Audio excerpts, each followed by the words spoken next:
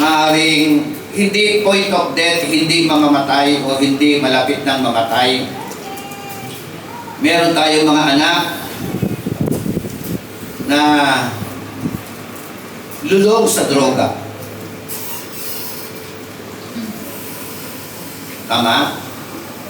Meron tayong anak sakit ng ulo ng mga magulang.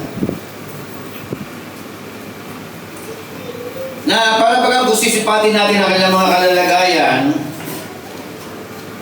yung nararamdaman ng isang magulang, pagka nakikita niya yung kanyang anak, sabi nga pag ang anak ay may karamdaman, sabi ng magulang, sana ako na lang. Hindi ka makatiis, hindi mo matiis, durog ang puso mo. At ganoon din po ang kalalagayan ng tao na ito. Sa panahon na mabigat na problema, ano po ang tamang tugon? Proper response when problem arise. At sa konteksto na ito, ang kanyang anak, point of death. May 3 stages. Pag-usapan po natin.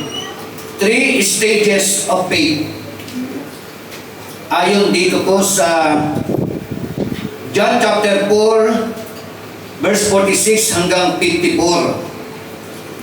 Ang unang stage ng pananampalataya, nakatala sa talatang 46 hanggang 47, na ang sabi po diyan, there was a royal official whose son was sick at Capernaum. Meron daw isang opisyal ng gobyerno. Ang anak ay meron pong karamdaman. Nandoon sa malayong lugar ng Capernaum. Tingnan natin ang senaryo.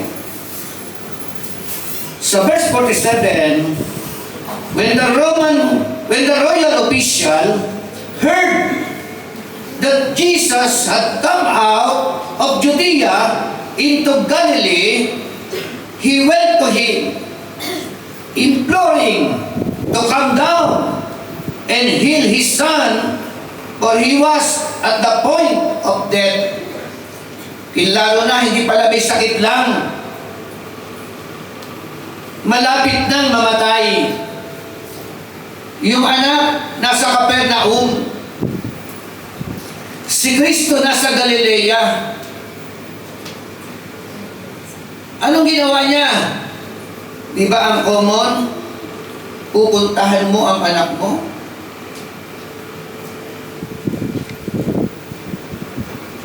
Gagawa ka ng paraan?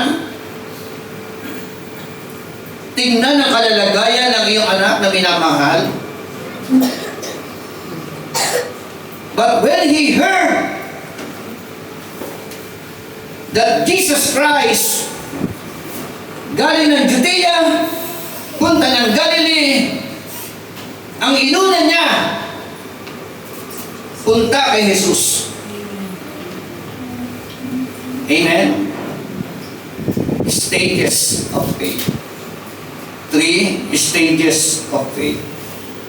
Ang unang stage ng pananampalataya, marahil dinaanan natin ito. Malamang dinaanan natin ito. Distant faith. Ano po ang ibig sabihin ng distant faith? Ang distant faith, it is not a sin, but a starting point. Ibig sabihin, your faith close to Jesus Christ, but your heart is still far. Meron ka ng konting pananampalataya.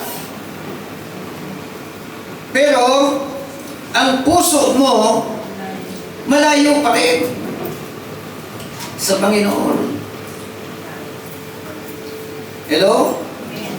Meron po ba sa ating mga ganyan? Nagsimula sa ganyang klaseng pananampalataya? Ano po katangian? What are the characteristics of a distant faith? Dito natin makikita.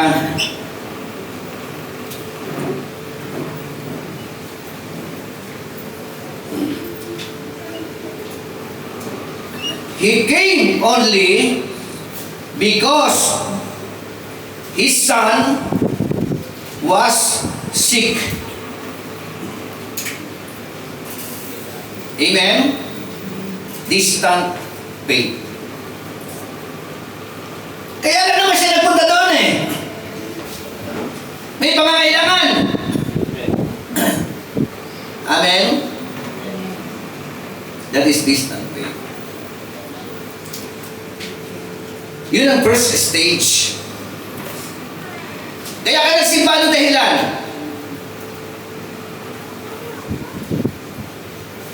Para sambahin ng Diyos. Amen. Para luwalhatiin ng Panginoon. Para paglingkuran ng Panginoon. Amen. Sana kung ganun. Amen. Di ba ng mga nakaraang panahon kaya nagsisimba ang iba sa atin? Dahil may tupad? Are you with me? Dahil may ais?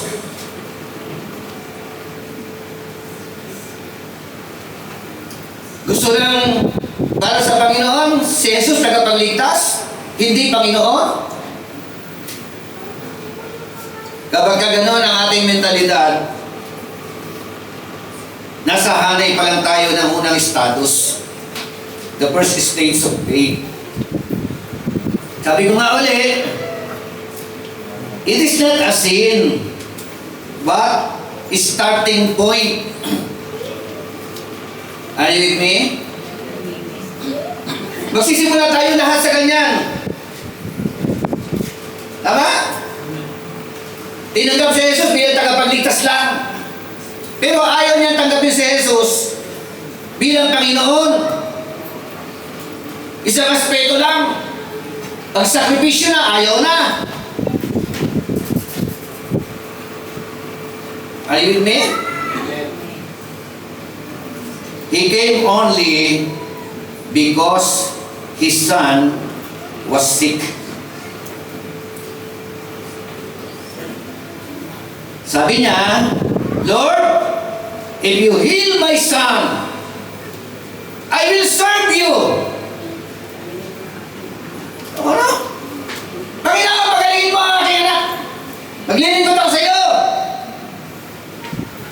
Tama naman eh, di ba? Ang tanong, pag gumaling.